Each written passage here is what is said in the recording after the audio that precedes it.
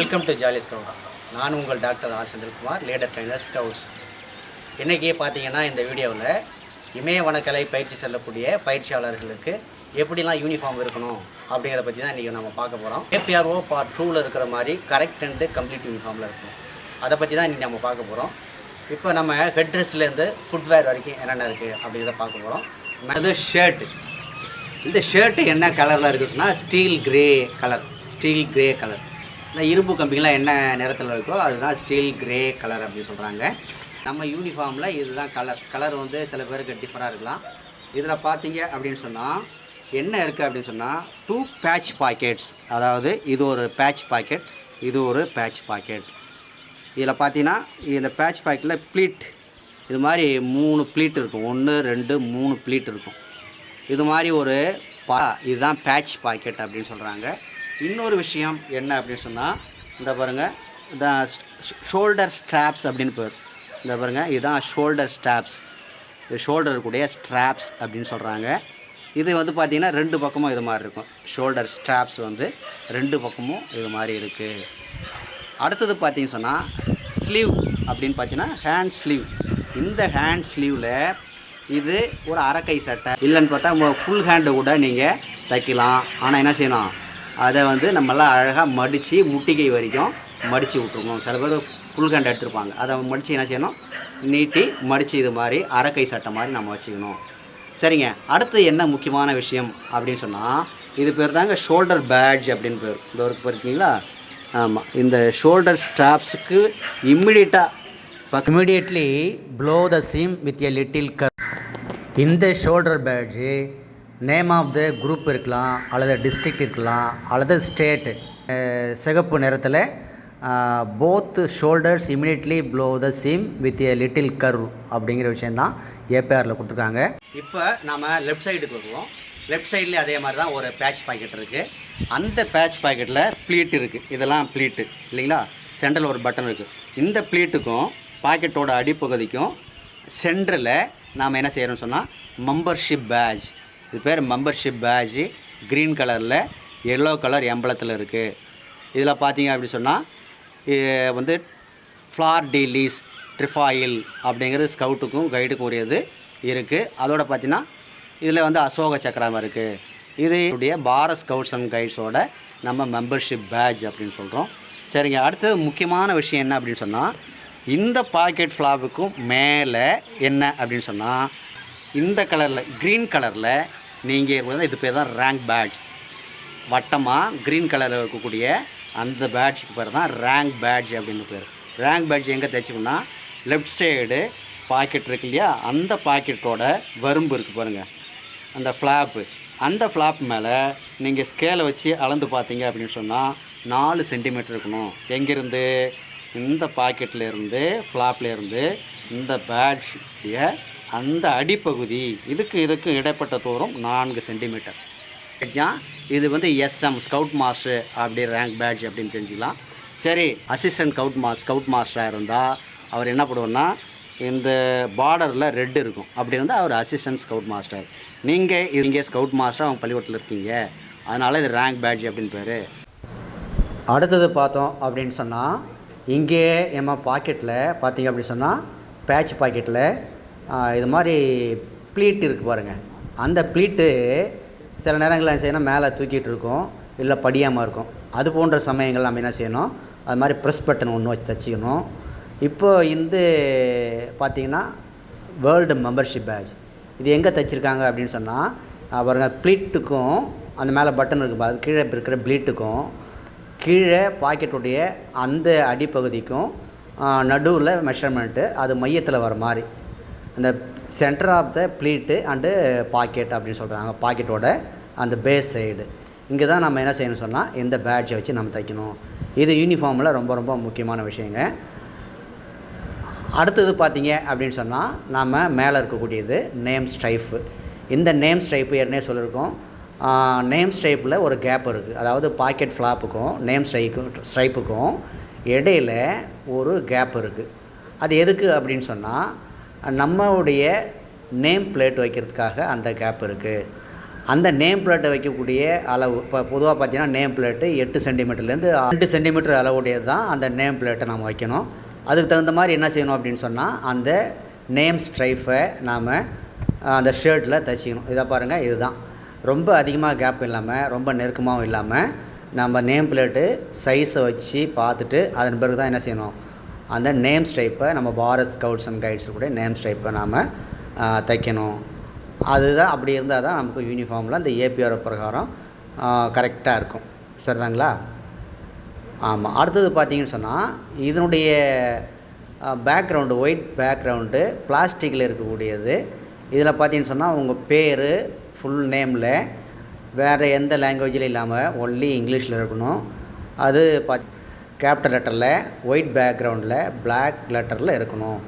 இதுதான் வந்து நமக்கு நேம் பிளேட் அப்படின்னு பேர். இந்த நேம் பிளேட் வந்து யூனிஃபார்மில் கம்பல்சரி. நேம் பிளேட்டு இல்லை அப்படின்னு சொன்னால் எல்லோரும் தயார் பண்ணிக்கணும். அடுத்தது பார்த்தீங்கன்னு சொன்னால் கீழே இருக்கக்கூடிய பகுதி இதுக்கு பேர் ட்ரௌசர்ஸ் அப்படின்னு பேர். இன்னொன்று ஷார்ட்ஸ் அப்படின்னு பேருங்க. அதாவது இடுப்பு கீழே இருக்கக்கூடியது தான் நாம் என்னென்னு சொல்கிறோம், ட்ரௌசர்ஸ் ஆர் ஷார்ட்ஸ் அப்படின்னு சொல்கிறாங்க. இது என்ன கலரில் இருக்குதுன்னு சொன்னால் நேவி ப்ளூ கலரில் இருக்குது. என்ன கலரில் இருக்குதுன்னு சொன்னால் நேவி ப்ளூ கலரில் நாம் எடுத்து ஸ்டிச் பண்ணிக்கணும். இப்போ பொதுவாக போலீஸ்காரங்களாம் இது மாதிரி 3 ப்ளீட் இது மாதிரி வச்சுப்பாங்க. இப்போ நம்ம ஆர்டினரியாக என்ன செய்யலாம், நம்ம சாதாரணமாக பேண்ட்டில் இருக்கிற மாதிரி அந்த லூப்பு இவங்க என்ன செய்யலாம்னு சொன்னால் இந்த பக்கம் 2 லூப்பு, இந்த பக்கம் ஒரு 6 லூப் வச்சு கூட நம்ம இப்போ லேட்டஸ்ட்டாக தைச்சிட்ருக்கோம். இப்போ ஹெட்ரெஸ்ஸை நம்ம பார்க்க போகிறோம். இந்த ஹெட்ரெஸ்ஸோட கலர் என்னன்னு சொன்னால் டார்க் ப்ளூ பரேட் கேப் அப்படின்னு சொல்கிறாங்க. இதில் பார்த்தீங்க அப்படின்னு சொன்னால் இதில் கேப் பேட்ஜ் அப்படின்னு ஒன்று இருக்குது. இந்த cap badge supplied by national association அப்படிங்கிறது தான். அப்படிப்பட்ட இந்த பீகாக் எம்ப்ளமுடைய கேப் பேட்ஜு லெஃப்ட் சைடில் இருக்குது. அதை நம்ம தயார் பண்ணிக்கணும். இதுதான் பரேட் கேப். இது பேர் பரேட் கேப்னு சொல்கிறாங்க. இது டார்க் ப்ளூ நிறமுடைய ஒரு பரேட். அந்த யூனிஃபார்மில் ஸ்மார்ட்டாக இருக்கக்கூடியது எதுன்னு சொன்னால் பரேட் கேப் தான். சரிங்க, இப்போ நீங்கள் வாங்குனீங்க, புதுசாக பரேட் வாங்குறீங்க அப்படி சொன்னால் இது மாதிரி தான் இருக்கும். இந்த நாடா இந்த பக்கம் 2 பக்கம் தொங்கும். இந்த கேப் பேட்ஜு தனியாக கொடுப்பாங்க. இது மட்டும் தனித்தனியாக தாங்க இருக்கும். இப்போ நான் இந்த கேப்பை செலக்ட் பண்ணும்போது எது கொடுத்தாலும் நம்ம வாங்கக்கூடாது. நம்ம என்ன செய்யணும், முதல்ல சைஸ் இருக்குது. 6.25, 6.5, 7, 7.5 வரைக்கும் சைஸ் இருக்குது. தலை பெருசாக இருந்தால் 7.5 வாங்கிக்கணும். அதோட மீடியம் சைஸாக இருந்தால் 7 வாங்கிக்கணும். சின்ன தலையாக இருந்தால் நீங்கள் 6.5, 6.25 அது மாதிரி நீங்கள் வாங்கிக்கணுங்க. சரி, வாங்கிட்டு நம்ம என்ன பண்ணணும் அப்படின்னு சொன்னால் முதல் வேலையாக நம்ம அங்கே பாருங்கள் பின்பக்கமாக தொங்குது இல்லையா, இந்த நாடாவை நம்ம சரி பண்ணுங்க. முதல்ல நம்ம தலையில் வச்சு பார்க்கணும். இந்த பரேவை என்ன செய்யணும்னு சொன்னால் தலையில் வச்சு பார்க்கணும். நம்ம வைக்க பார்க்கும்போது கொஞ்சம் டைட் இல்லாமல் லூஸ் இல்லாமல் நம்ம அந்த பரேவை வச்சுக்கணும். வச்சு சைஸை அளவு பார்த்துட்டு லூஸாக இருந்தால் என்ன செய்யணும், இந்த கயிற்றை கொஞ்சம் என்ன செய்யணும், இப்படி டைட் பண்ணிக்கணும். இந்த கயிற்றை இழுத்து இந்த பக்கம் டைட் பண்ணிக்கணும். சரிங்க, டைட்டாக இருக்குன்னா என்ன செய்யணும், இந்த பிரிமை பிடிச்சி இப்படி இழுத்தோம் அப்படின்னு சொன்னால் நமக்கு லூஸ் கிடச்சிரும். இது லூஸ் பண்ணுறதுக்கு வழி. டைட் பண்ணணுன்னு தான் 2 நாடாவையும் பிடிச்சி இழுக்கணும். அப்போது முதல்ல தலையில் வச்சு பார்த்துட்டு ரவுண்டாக வச்சு பார்த்துட்டு அப்புறம் தான் என்ன செய்யணும், இந்த நாடாவை நம்ம லூஸ் பண்ணுறதோ டைட் பண்ணுறதோ அது போல விஷயங்கள். முதல் 2 விஷயத்தில் நம்ம நாடாவை உள்ள தள்ளலாம். ஒன்று பார்த்திங்க அப்படி சொன்னால் நம்ம ஓரளவுக்கு இப்படி வச்சுட்டோம் அப்படின்னு சொன்னால் இந்த அளவுக்கு தான் நமக்கு தலை இருக்குது, இது போதும் அப்படின்னு சொன்னால் சரி. மீதி இருக்கக்கூடிய நாடாவை நம்ம என்ன பண்ணணும் அப்படின்னா பாருங்கள், இந்த நாடாவை எடுத்து இதுக்கு ஆப்போசிட்டில் இருக்க பாருங்கள் ஒரு ஹோல் இருக்குது பாருங்கள், அந்த ஹோல் உள்ளே விட்டுடணும். சரிங்களா? சரி, இந்த நாடாவை எடுத்து என்ன செய்யணும்னு சொன்னால் இந்த ஹோலுக்குள்ளே விட்டு உள் பக்கமாக எடுத்துடணும். இது எடுத்துட்டேங்க. சரி, இப்போ பார்த்தீங்கன்னா கிராஸில் மாறி இருக்கும். பின்பக்கம் பார்த்தீங்க அப்படின்னு சொன்னால் இது மாதிரி இருக்குங்க. பின்பக்கம் என்ன செய்யணும், ஒரு ரீஃப் நாட்டு ஒன்று போட்டு முடிச்சிடணும். பாருங்கள், ரீஃப் நாட் போட்டுட்டீங்க அப்படின்னு சொன்னால் அது சரி. இப்போ பாருங்கள், பின்னாடி அந்த தொங்குறது வால் மாதிரி தொங்குறது இருக்காது, நல்லா நீட்டாக இருக்கும். சரிங்க, இன்னொரு மெத்தட் என்ன அப்படின்னு சொன்னால் இதே எடுத்த உடனே நம்ம என்ன செய்யணும், ஒரு முடிச்சு ஒன்று போட்டுடுறோம். சாதாரணமாக ரீஃப் நாட்டே போட்டுடுறோம். போட்ட பிறகு நம்ம என்ன செய்யணும் அப்படின்னு சொன்னால் இந்த பக்கமாக இருக்கக்கூடிய இந்த நாடாவை என்ன செய்யணும்னு சொன்னால் அங்கே பாருங்கள், இந்த பிரிம் உள்ளே அந்த ஹோல் உள்ளே என்ன செய்யணும், அழகாக இதை இது உள்ளே வச்சு ஒரு ஊக்கு பின்னு இருந்தால் இல்லை இது மாதிரி ஏதாவது ஒரு குச்சி இருந்தால் என்ன செய்யணும், இது உள்ளே தள்ளி விட்டணுங்க. இந்த ப்ரிம்லேயே பார்த்தீங்கன்னா ஒரு ஹோல் இருக்கும். அதே மாதிரி பார்த்தீங்கன்னா அடுத்த பக்கத்தில் இருக்கிற இந்த நாடாவை அந்த டைரெக்ஷனில் இருக்கக்கூடிய அந்த ஹோலுக்குள்ளே என்ன செய்யணும்னு சொன்னால் இது மாதிரி நம்ம மாட்டி விட்டணும். இப்போ பாருங்கள், இந்த பரேவு வந்து இந்த வால் மாதிரி தொங்க வந்து எங்கேயோ காணாமல் போயிடுச்சு பார்த்தீங்களா. நம்ம கேப் பேட்ஜி நம்ம ரெடி பண்ணணும். இந்த கேப் பேட்ஜி எந்த பக்கம் போடணும் அப்படிங்கிறது ரொம்ப ரொம்ப முக்கியம். இதுதான் நமக்கு வந்து பரேட் கேப்புக்கு ஒரு ஸ்மார்ட்டாக இருக்கக்கூடிய விஷயம். சரிங்க, இப்போ பரேட் கேப்புடைய பின்பக்கம் வந்து பாருங்கள், இதையும் முன்பக்கம் இப்படி வச்சுட்டு பிறகு அந்த பேக்கில் இருக்கிற 2 ஹோல் இருக்கு இல்லையா, அதை நம்ம பக்கம் வச்சுட்டு இந்த பக்கமாக நீ எந்த பக்கம் அந்த கட்டை வரல இருக்கோ அந்த பக்கத்தில் உங்களுக்கு லெஃப்ட் சைடில் இருக்கு பாருங்கள்.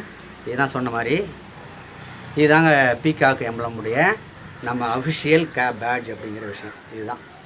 சரிங்க, ஏன்னா என்ன செய்யணும், இந்த லெஃப்ட் சைடில் இந்த பீகாக் எம்பளத்தை கொண்டாந்து இந்த ப்ரிம்மில் தொடுற மாதிரி, இந்த ப்ரிம்மில் எப்பயும் வைக்கும்போது இந்த ப்ரிம்மை இது மாதிரி தொட்டுட்டு இருக்கணும். மேலேயும் போகக்கூடாது, கீழேயும் போகக்கூடாது. அது மாதிரி வச்சுட்டேங்க.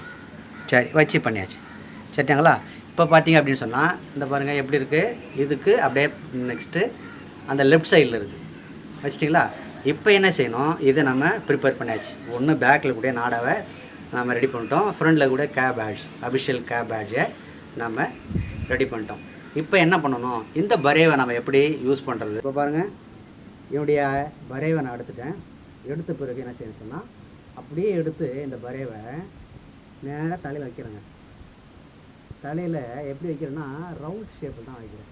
ஒரு பக்கமாக போகல, ரவுண்டாக பின்பக்கம் முன்பக்கம் ரவுண்டாக இருக்குன்னு பார்த்தோம். இப்போ முன்பக்கம் வந்து 2 விரல் 2 ஃபிங்கர் கேப்பில் இது மாதிரி வச்சு பார்த்தோம். வச்சுட்டு பார்த்துட்டு நம்முடைய கேப் பேட்ஜ் சரியாக இருக்குது. இந்த பக்கம் 2 விரல். இப்போ கேப் பேட்ஜ் வந்து லெஃப்ட் சைட் நேராக இருக்கா அப்படிங்க உள்ளே தள்ளிவிட்டு அழகாக இந்த பக்கம் லைட்டாக அப்படி மடிச்சு விட்டுறேன். இந்த பக்கம் நான் 2 விரல் இருக்கா கேப் இருக்கான்னு பார்த்துக்கிறேன். அதே மாதிரி லெஃப்ட் சைட் நேராக இந்த கேப் பேட்ஜ் இருக்கான்னு நான் பார்த்துட்டு போகிறேன், சரி பண்ணி வச்சுட்டு போகிறேன். இதுதாங்க பரே போடக்கூடிய விஷயம்.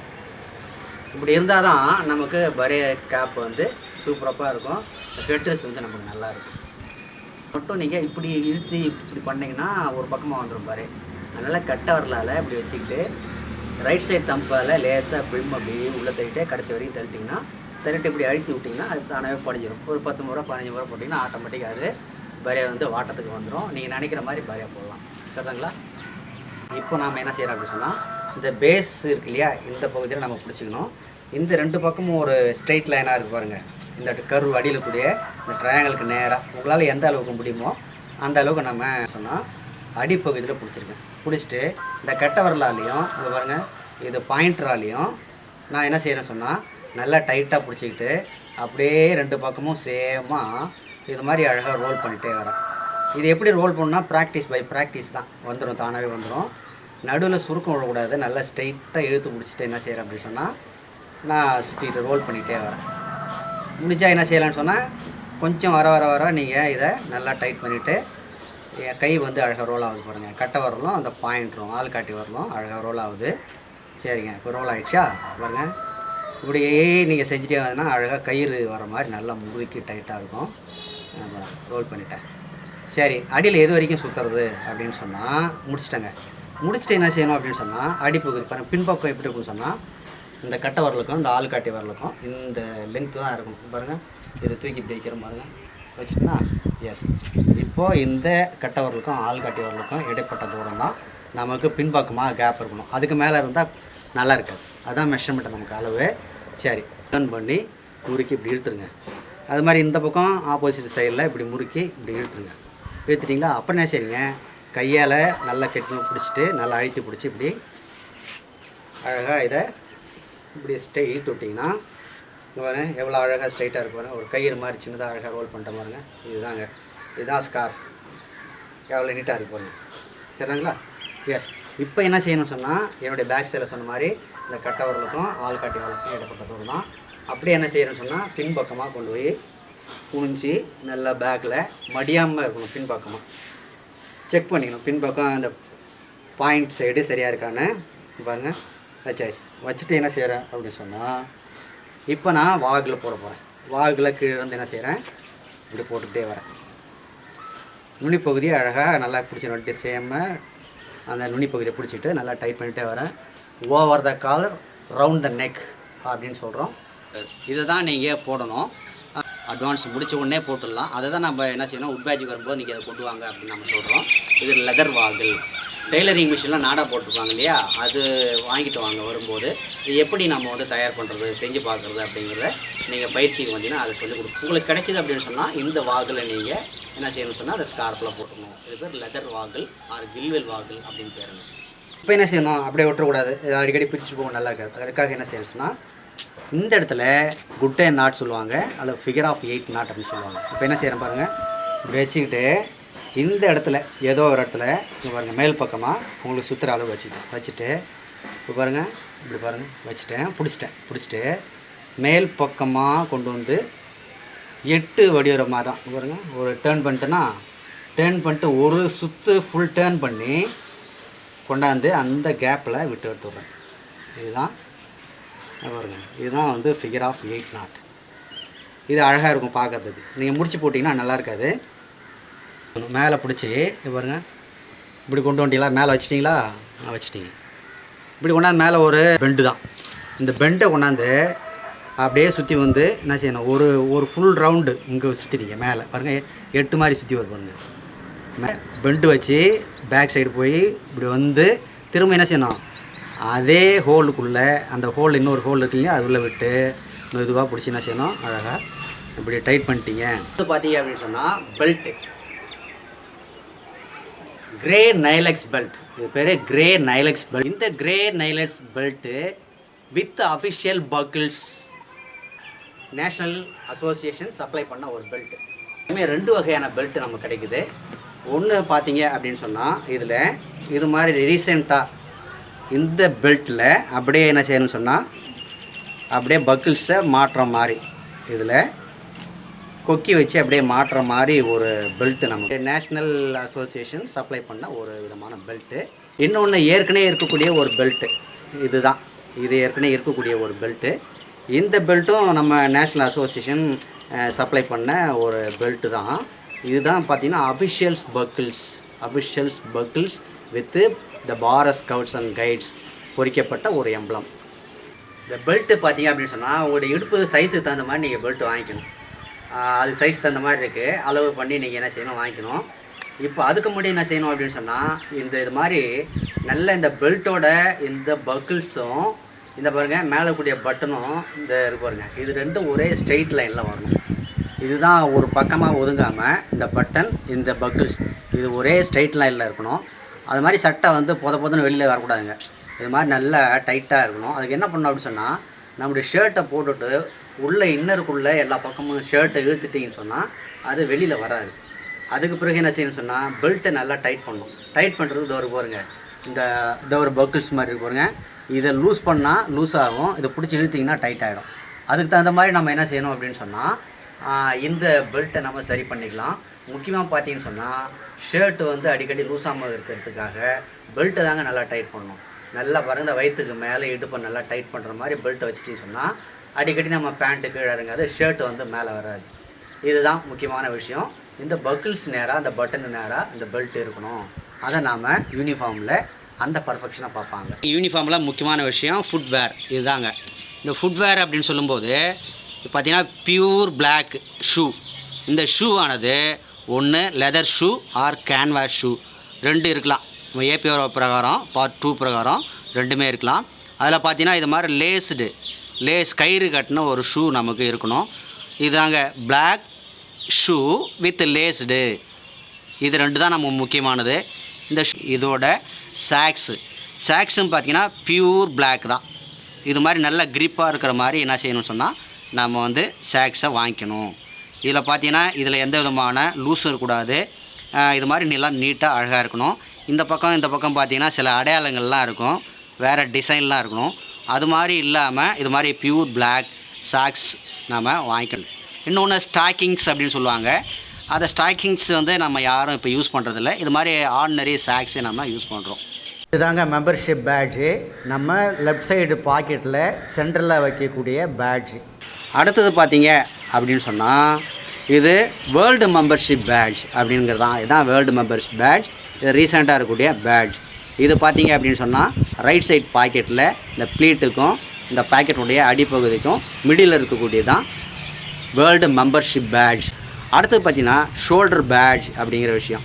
இதுதான் ஷோல்டர் பேட்ஜ் அப்படின்னு சொல்கிறாங்க. இதில் பார்த்தீங்க அப்படின்னு சொன்னால் 6லேருந்து 8 சென்டிமீட்டர் நீளம் கூடியது. இது நீளம் எவ்வளோக்கலாம்? 6லேருந்து 8 சென்டிமீட்டர் வரைக்கும் இருக்கக்கூடியது. இதனுடைய அகலம் எவ்வளோ இருக்குது அப்படின்னு சொன்னால் 1.5 சென்டிமீட்டர். இது பார்த்தீங்க அப்படின்னு சொன்னால் நம்ம ஷோல்டர் ஸ்ட்ராப்ஸ் இருக்கு இல்லையா, ஷோல்டர் ஸ்ட்ராப்ஸ் அதுக்கு கீழே இமிடியேட்டாக தைக்கக்கூடிய 2 பக்கமும் தைக்கக்கூடிய விஷயம் இதுதான். அடுத்தது பார்த்திங்கன்னா இது நேம் ஸ்ட்ரைப். இதுதாங்க நேம் ஸ்ட்ரைப். இதில் பார்த்தீங்கன்னா நம்முடைய நேஷ்னல் ஃப்ளாக் இருக்குது.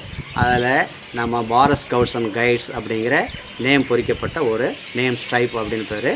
இது பார்த்திங்கன்னா 11 சென்டிமீட்டர் நீளம், 2 சென்டிமீட்டர் அகலமுடைய நேம் ஸ்ட்ரைப் அப்படின்னு சொல்கிறாங்க. அடுத்தது பார்த்திங்க அப்படின்னு சொன்னால் இதுதான் நமக்கு ரேங்க் பேட்ஜ் அப்படின்னு சொல்கிறாங்க. பாருங்களேன், இந்த ரேங்க் பேட்ஜ் எங்கே இருக்கும் அப்படின்னு சொன்னால் லெஃப்ட் சைடு பாக்கெட்டுக்கும் மேலே, அந்த பாக்கெட் பிளாக்கு மேலே கரெக்டாக 4 சென்டிமீட்டர் உயரத்தில் இருக்கக்கூடிய பேட்ஜ் தான் இது ரேங்க் பேட்ஜ் அப்படின்னு சொல்கிறாங்க. அடுத்தது பார்த்திங்கன்னு சொன்னால் நேம் பிளேட்.